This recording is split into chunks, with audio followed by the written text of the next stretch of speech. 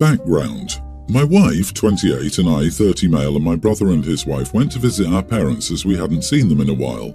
My parents, 57, had a box of $300 ginseng in the fridge to be given as a gift for their close friend's wedding anniversary tomorrow. We know this because it came up in conversation during lunch. They also told us to help ourselves to anything in the fridge but not touch the ginseng for obvious reasons. The problem came when a few hours later, my parents called us in a panic, saying that they couldn't find the ginseng and asked if anyone had seen it. I didn't take it. At first, I thought they just misplaced it somewhere. However, they insisted that they both agreed on not moving it out of the fridge drawer for that exact reason. All of us denied taking it, and the conversation got more heated when my father started yelling that someone must have taken it since it only went missing when we came to visit. All of us continued to deny taking it, with my wife being really quiet, and my father said that if it didn't turn up soon, he'd have to have everyone's belongings checked. That was when my wife admitted that she'd taken it. Apparently it was some popular brand that my in-laws mentioned. She wanted to give it to them, and she thought no one would notice since it was in an inconspicuous place in the fridge. My mother-in-law later called and said my parents overreacted over such an inconsequential thing and screamed at me that I was an idiot for not defending my wife. In my opinion, it wasn't a small thing. My wife stole hundreds of dollars from my parents and tried to lie her way out of it. While I agreed that my parents shouldn't have started yelling and accusing us, my wife was in the wrong for taking the ginseng in the first place. This situation has caused a lot of friction and we haven't spoken since coming home. Am I the idiot? Not the idiot. Turns out your parents' accusations were entirely accurate. Your wife is a thief who stole something of high value from your parents. She's literally lying, as you mentioned. This topic was brought up during lunch. It was an expensive gift, not supposed to be touched. Your wife's parents are the idiots for enabling this lying and stealing behavior. Also, OP's mother-in-law was the intended recipient of the stolen goods, so it's not a surprise she would scream at OP for getting in the way of her thieving daughter stealing for her benefit. This didn't happen in a vacuum. Sheesh, I don't even know how OP should address this. It's a big betrayal and a crime. Seriously, dude, are you comfortable living with such a person? She's clearly untrustworthy and selfish to the point of being pathological. I don't think I could look at my wife the same again. OP even posting this has me wondering how this behavior seems anywhere close to normal for him. If my wife stole and mother-in-law called to scold me, I'd yell right back at her. That is appalling. I wonder what else little Miss Sticky Fingers has helped herself to in other people's homes. Your wife literally stole from your parents. If my husband did that, I would consider discontinuing the marriage. I wouldn't even need to think about it. Instant divorce.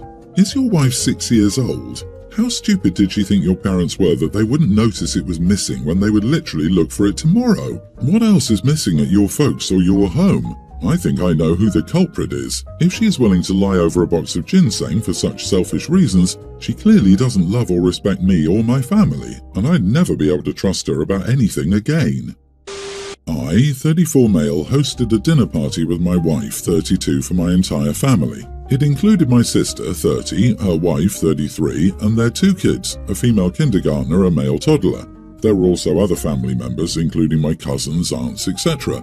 My sister-in-law is a doctor. She absolutely loves that, and she is a bit of an arrogant person when it comes to that. For instance, she goes all out to comment on every supplement my mom takes and tells her which ones are necessary and which ones aren't. Or told my wife about a few things when she was pregnant, despite not being her OBGYN, she's a cardiologist. After dinner, one of our youngest cousins, he started college just last year, was talking to sister-in-law about her career. She went into detail about it, how hard it was, how rewarding and special it was, and how no matter what others said, the stress they were under could not be compensated for financially. She was talking as if she was the only one with a job and others were wasting their time. This is how she is all the time. Finally, I had about enough of it. I told her the fact that she's a doctor doesn't make her better than anyone and that she was acting like she was the only one who did something that mattered here. She just laughed and asked me what my deal was. I called her out on her behavior. I said she's just a person and I don't care what she does for work. My sister lightened the situation but later called me an idiot for taking a hit at her wife. She told me she was disappointed in me. My wife is on my side. Was I the idiot? You are the idiot. Dude, the kid literally asked her about her job. Also, the horror, a certified doctor discusses the medicines their family takes. A certified female doctor. A certified queer woman doctor. My head is exploding. You just sound totally insecure. How embarrassing. The whole time I wondered if this would even be a post if the doctor was a brother-in-law instead. OP hasn't given us a single reason to think his sister-in-law actually thinks she's better than anyone else simply because she's a doctor. How telling that every example OP uses is a perfect example of a social situation where it's perfectly appropriate for a medical professional to share their knowledge. OP, she talked about normal career things in a conversation that didn't involve you. You reek of jealousy. Exactly. It's hilariously absurd that OP acts like someone with any medical degree wouldn't have basic medical knowledge about supplements and tips and suggestions for someone pregnant. I get the vibe that OP is in a health MLM and is mad that one of his clients, was told not to buy the stuff they were selling. This is honestly just embarrassing for OP. OP clearly has some deep-rooted jealousy of his sister-in-law and is struggling to come up with anything reasonable to justify his deep resentment of her. Is it wrong? I want to know more. Like seriously, OP, lie down on the couch and relax. Tell us how you really feel. Are you for real, OP? A relative is asking a relative about career advice so they can make a more informed decision, and that upsets you? Or does it upset you because you're not the one being sought out for advice here? Your young cousin has an important decision to make regarding choosing a degree path and future career trajectories, and it upsets you that your sister-in-law is giving more than grunts and one-word answers. That's ridiculous. I disagree. As a doctor, I can totally see the sister-in-law being annoyed as heck.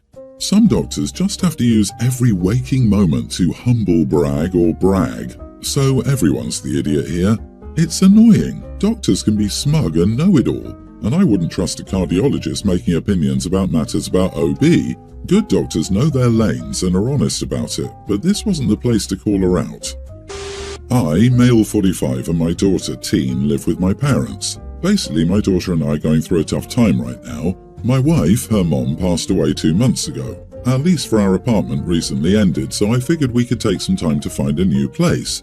My daughter has a pink bunny stuffed animal her mom and I got when we found out she was a girl. She's always had some attachment to this stuffed animal to the point she needs it to sleep. Since her mom passed though, she's extra emotional and needs it slightly more, which is completely understandable. It brings her comfort. Well, when I was at work, my daughter was home and my mom asked her to take out the trash multiple times.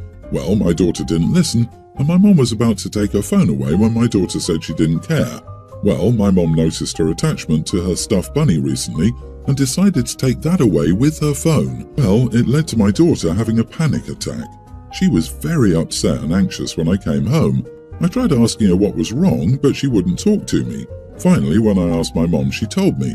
I told her to give me the stuffed animal. I gave it to my daughter, and after a little bit she calmed down enough and fell asleep.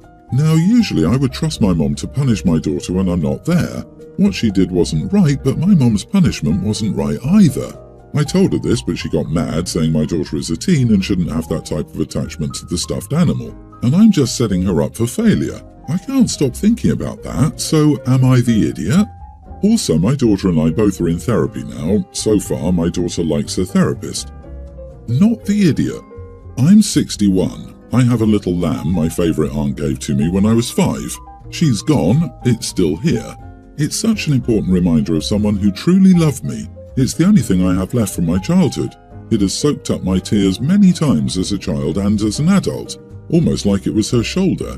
Your mother needs to learn the difference between removing a luxury and taking away a treasure of the heart. Hug your kid for us, okay? That sums it up perfectly. Her mom died 2 years ago.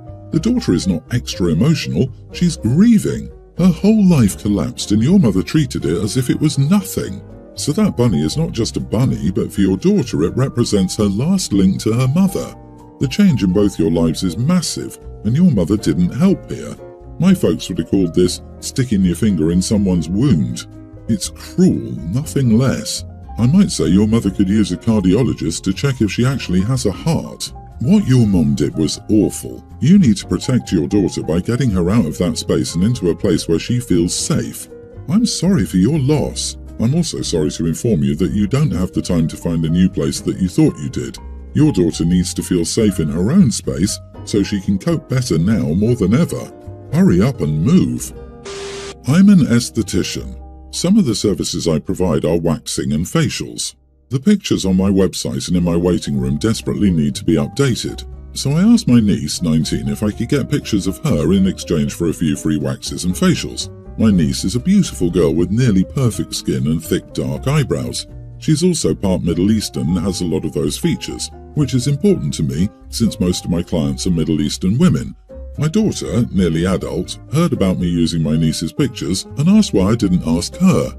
I tried to be vague and say niece's skin colour and features match what I was looking for and fit my clients better, but she kept pressing and refused to take the answers I gave her. I finally snapped and told her that I won't be using her, she doesn't take care of her skin, and it shows that because drawn-on eyebrows will not help me at all. She started crying, thought I called her ugly, and said I favoured my niece over her. She refused to talk to me and she got my parents on her side. They think I should have done both the girls or neither because it's unfair, but this is business and not everything is fair. Am I the idiot for calling my niece prettier than my daughter? Make it clear on your website that it's only worth booking your services if your skin is already nearly perfect. Of course you're the idiot. Your daughter isn't stupid, so she wasn't accepting your initial answers. Then you snapped at her and confirmed her worst fears. Congratulations. This might be the first time I've witnessed the birth of a young woman's insecurities at the hands of her toxic mom. Agreed. Also, notice how OP gushed over her niece on how she looked. Very telling indeed. Judging by OP's attitude towards her daughter, I'm sure this wasn't the first time she said something horrible to her. This typical mom is disappointed in her daughter's appearance. My sister was the skinny, pretty kid and I was the chubby personality kid. I haven't talked to my mom much since I was 15. She gave me body and food issues up the wazoo. She's the worst, much like this idiot mom.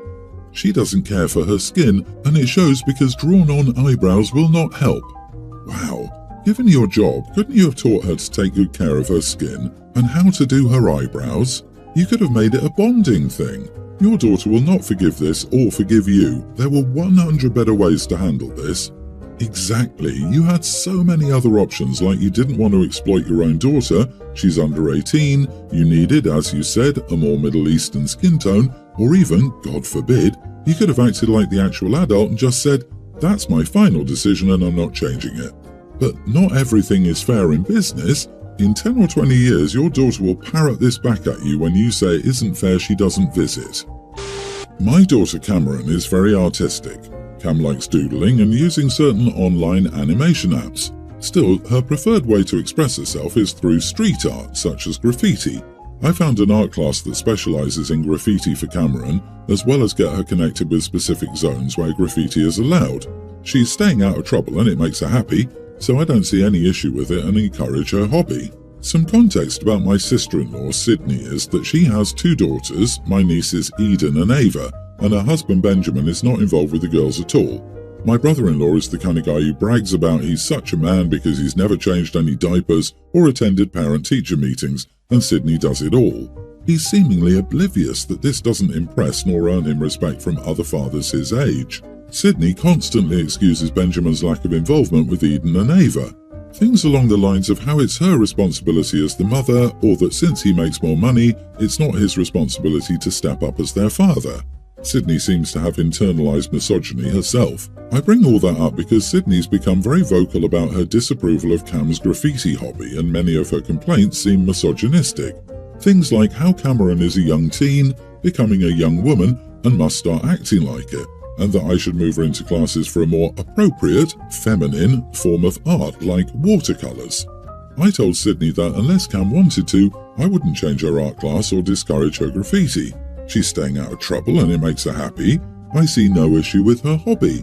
Sydney called me irresponsible and said to think about the potential partners Cam would attract with a hobby like graffiti. She then said that if Cameron keeps doing graffiti, she will eventually hang around a bad crowd and get into drugs. I told Sydney that she doesn't have room to criticise the way I support Cam's passions when her own husband is barely involved with Eden and Ava. Sydney and I got into an argument where I admittedly was yelling back at her. My wife had us de-escalate, told Sydney off and we left. Once we got home and things cooled off, my wife explained that she didn't regret telling Sydney off over the substances comment, but throwing Benjamin's lack of involvement in Sydney's face was just a low blow on my end, and that 2 wrongs don't make a right since I could have addressed Sydney's comment without bringing the situation with Benjamin into it. I do see my wife's side and realise that bringing up Benjamin was a low blow. However, the two friends I brought it up to said that Sydney had it coming and that, in a way, I helped Sydney because she needed to look at herself and her family dynamics in the mirror. Now I'm conflicted. Am I the idiot? Not the idiot. Watercolours and suitably feminine art. Bringing Benjamin into it was a perfectly equal blow. She is taking a shot at you for supporting your daughter as her father, while the father of her children doesn't do a thing to support his own children, aside from throwing money at them. I disagree. You should have said, "Thank you for caring about my daughter. I'm happy for her to do this and I'm confident that it's safe. I don't think it'll expose her to danger. I'm glad we can have these open chats about our kids because I've been concerned for a while about the impact that your husband's neglect of Eden and Ava might have on them. I'm worried that they don't have a strong bond with him and that in the future they might exhibit some worrying attention-seeking behaviours from the males in their lives. Many girls with daddy issues seek the wrong kind of attention. She needs to worry about the effects her husband will have on their daughters. I suspect had it gone down that way, she may have shut up. I doubt Benjamin could even name one of his daughter's hobbies. The differences in how Cameron and her cousins will grow into adults will be heartbreaking. Sydney needed a slap off her pedestal. It's always entertaining when people don't look at their own life and try to control others. Sydney needs to learn some hard truths if she's going to have any hope of compensating for Benjamin's disinterest and raising even vaguely well-rounded daughters.